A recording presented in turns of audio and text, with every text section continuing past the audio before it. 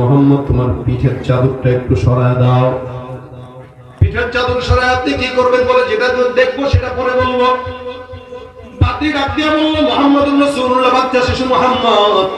ওই পাত্রীর কথা অনুযায়ী পিঠের চাদর সরায় দেয়। পাত্রী তাকায় দেখে মুহাম্মদের দুই কাঁধের মাঝখানে ছোট্ট করে নবুয়তের সিলমোহর লাগানো। পাত্রী এবার নিশ্চিন্ত হয়ে গেছে। এবার মুহাম্মদ আর আবু তালেবকে ডাক দেয়া বলতেছে, যতটুকু মিলাইতে চাইলাম সব আল্লাহর রহমতে মিলে গেছে। এবার পাত্রী ডাক দেয়া বলতেছে, আবু তালেব তোমার কি হয়, বাচ্চাটা সন্তান নাকি? বলে হ্যাঁ, দূর সাবাবাজি করো না, এতক্ষণ যা কিছু মিলাইলাম এই সমস্ত কিছুর উপরে মনে হয় মুহাম্মদ তোমার সন্তান হওয়া জিন্দেগিতেও সম্ভব নয়। আবু তালেব ডাক দিয়ে বলতেছেন, কি বলেন এটা আমার ছেলে?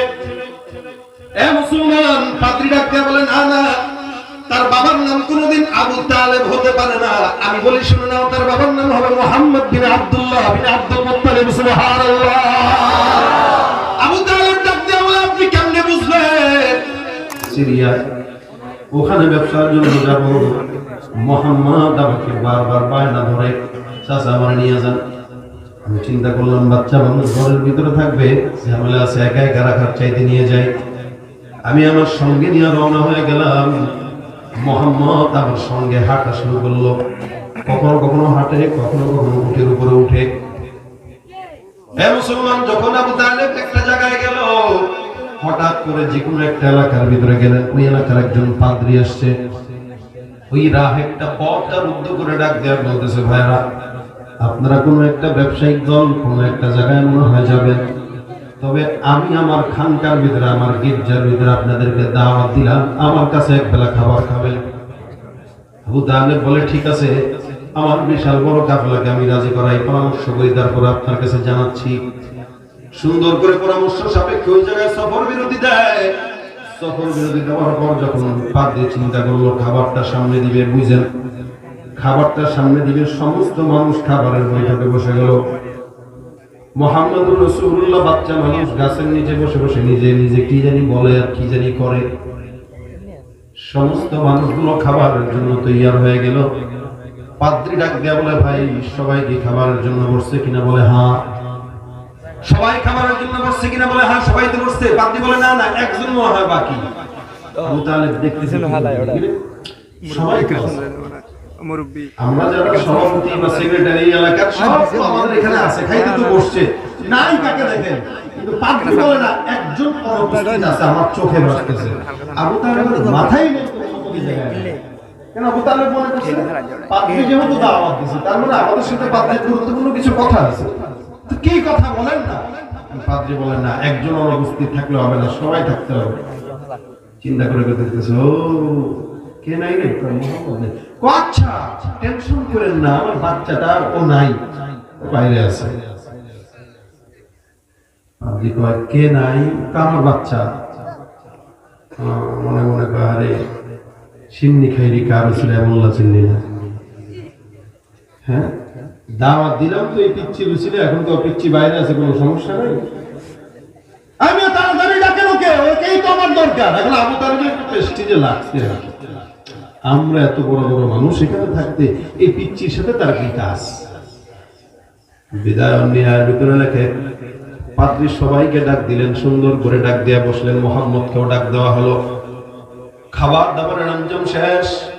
পাদ্রী এবার ডাক দিয়া প্রশ্ন করে আবু তালেবকে আর মুহাম্মদকে আলাদাভাবে নিলেন, নিয়ে বলেন, ইন্টারভিউ হবে, প্রশ্ন করব, জবাব দিবা। বলেন, প্রথম ডাক দিয়া বলতেছেন, তোমার নাম কি? বলে, আমার নাম মুহাম্মদ। মাশাআল্লাহ, মুহাম্মদ। শুনলো পাদ্রী, শোনার পরে তার মনে হইল যে প্রথম প্রশ্নের জবাব মিলে গেছে। সুবহানাল্লাহ। এই পাদ্রী তখন যেগুলো ছিল এগুলো তাওরাত কিতাবের হাফেজ ছিল, আলেম ছিল, ওদের কাছে সব জ্ঞান ছিল যে কোন নবী কখন আসবে এবং তার গুণাগুণ কি হবে, অন্য কেউ না জানলেও এই ইহুদি পাদ্রীরা সেটা জানতো। এখন পাদ্রী দ্বিতীয় প্রশ্ন করতেছে, আচ্ছা মুহাম্মদ, তোমারে আমি কিছু প্রশ্ন করব। কোন জায়গা থেকে আসছো? বলে, মক্কা থেকে আসছি।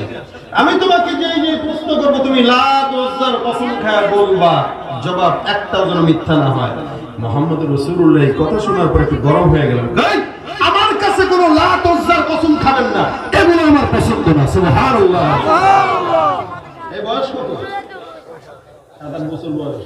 বয়স কমই কিছু মাল মশলার ভিতরে সব নবুয়তি মাল মশলা, যার কারণে তো কথা এমনি বের হয়, ঠিক না?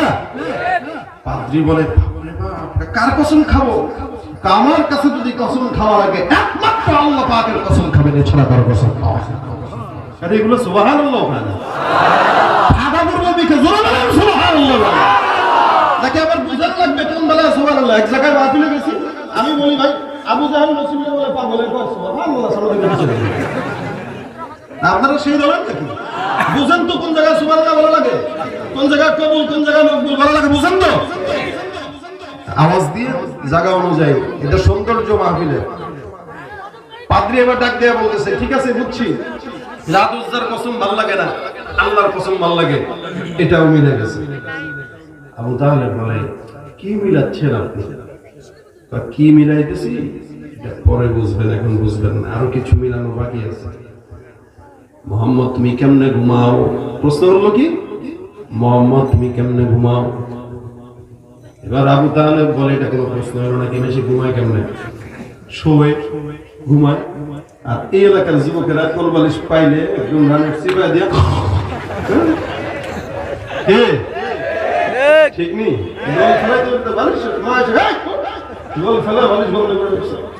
আমাদের গুণ তো এটা, গুম দেখলেও বোঝা যায় কে সুন্নত ওয়ালা না কে সুন্নত ছাড়া। গুম দেখলেও কি করা যায়, বোঝা যায়। এই জন্য ঘুমের কথা বলতেছিলাম, ঘুমাও কেমনে? মোহাম্মদ বলে, কাকা শুনতে দেন, শুনতে দেন। কেমনে ঘুমাই জানেন? আমি কেবলার দিকে মাথা দেই, ডান কাত হয়ে আল্লাহর নামে শুনি। সুবহানাল্লাহ। আদ্রি ডাক দিয়ে বলে, মিলে গেছে। কি মিলাল? বুঝবেন তুমি পরে, এত আগে আগে বুঝতে চান কে? কারে নিয়ে ঘুরেন, বুঝেন না তো এটা যে কি জিনিস, সেটাও তো বুঝতেছেন না, বুঝবেন কিছুক্ষণ পরে। আচ্ছা বুঝলাম, এগুলো মিলে গেছে মোটামুটি। আচ্ছা বলো দেখি মোহাম্মদ, তুমি যে গায়ের চাদরটা বললা, চাদরটা যদি আমি একটু খুলতে বলি তোমার কি খারাপ লাগবে? পাদ্রী ডাক দেয়া বলে, চাদর কেন খুলতে বলবেন? কারণ মিলানো বাকি আছে, মিলাইতে গেলে সবকিছু দেখা রাখবে। মুহাম্মাদের পিঠে যেই চাদর, ওই চাদরটা সরাইলে আমি বুঝতে পারবো মুহাম্মদ আসলেই কে। রাসূল বলেন, দেখতে দেন।